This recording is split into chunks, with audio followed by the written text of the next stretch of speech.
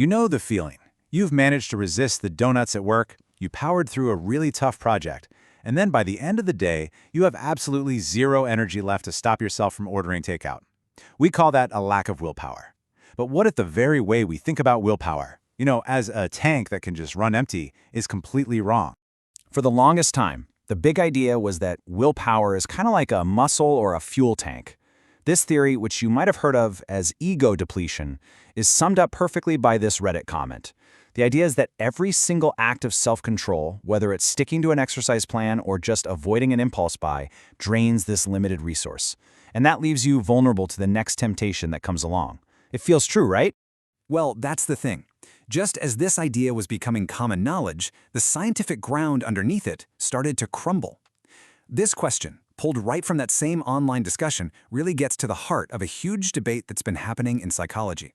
Yeah, so the whole concept of ego depletion ran headfirst into what's known as the replication crisis. This was a period where researchers started realizing that a lot of famous psychological studies were really difficult, if not totally impossible, to reproduce. And willpower theory? It was poster child for this problem. And here is the absolute kicker. A massive, multi-lab study was organized to try and replicate the original ego depletion effect. And get this, it was designed with help from Roy Baumeister, the very researcher who came up with the theory in the first place. And the result? Well, it sent shockwaves through the field. The study failed to find any significant evidence for ego depletion. The theory just didn't hold up. And this isn't just some obscure argument happening in an ivory tower. The skepticism is everywhere. You see people online calling the theory a lot less clear, kinda BS, and even a dead theory. There's been a major shift in thinking. So if willpower isn't an empty tank, then what is it? Okay, so this brings us to a totally new picture of what's going on. Instead of thinking about a resource running out, there's an alternative model that suggests what we feel as effort is actually a kind of mental calculation happening in the background. This slide just lays out the shift perfectly. You've got the old model on the left, simple, you use willpower, it runs out. But the new model on the right reframes the whole experience. It's not about an empty tank, it's about your brain constantly weighing the opportunity costs of what you're doing. So here's how it works. Think of your brain's management skills. Things like focus, planning, and self-control. Scientists call these executive functions, and they can't be everywhere at once. So when you force them to focus on one boring or difficult task, your brain starts sending you signals about all the other, more fun or useful things it could be doing instead. That nagging feeling of effort or being drained, that's not an empty tank. It's a signal that the current task is losing the cost-benefit analysis. This leads us right to our next big idea.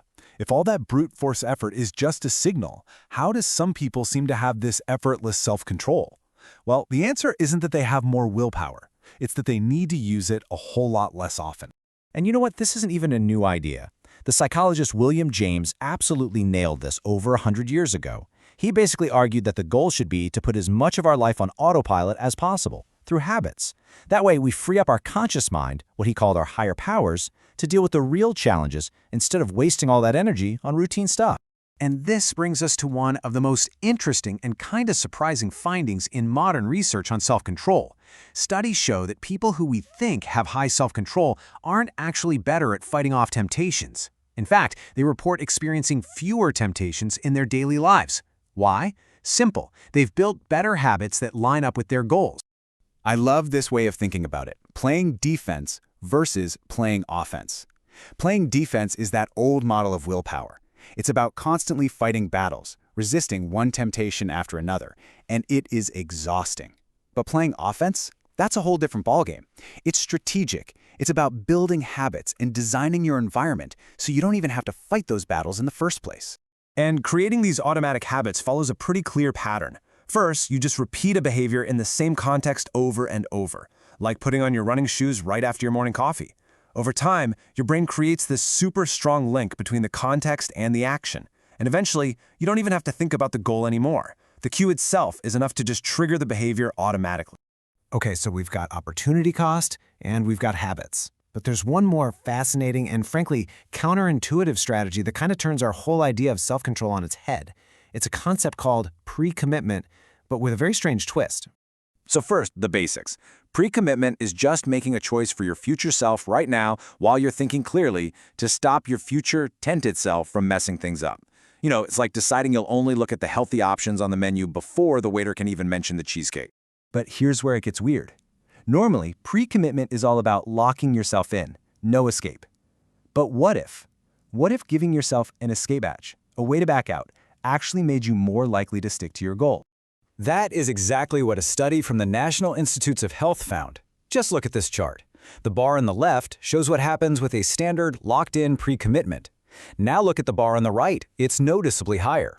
That represents a revocable pre-commitment, where people had an out. People were more patient. They made the better long-term choice when they knew they weren't trapped. So why on earth does this work? It's fascinating. The researchers think that making a permanent, locked-in decision is actually really hard on your brain. It creates a lot of conflict and uses up mental resources, but a flexible commitment, one you can back out of, it feels less threatening. It uses up fewer of those precious resources, leaving you with more mental bandwidth to actually follow through. It's wild. All right, so let's put all of this together. We've gone from this simple but probably wrong model of willpower as just brute force to a much smarter, more strategic understanding of what self-control is all about. And this slide just sums it all up so beautifully. The old view saw willpower as a muscle. You either had a big one or you didn't. The new view sees self-control as a strategist. Success isn't about having more raw power. It's about being smarter in how you use your skills and, most importantly, how you design your life. So what's in your new toolkit for self-control? Well, for starters, you listen to that feeling of effort as a signal, not a sign of an empty tank. You learn to play offense by building smart habits so you can avoid temptation altogether. You realize that self-control isn't about being tough, it's about being smart. And you can even use these weirdly effective strategies, like giving yourself an out, to make it more likely you'll stick to your goals. Which really leaves us with this one final thought. Maybe we've been asking the wrong question this whole time. Instead of constantly trying to get more willpower, a resource that might not even work the way we think, maybe the real secret is to just become a better architect of our own lives.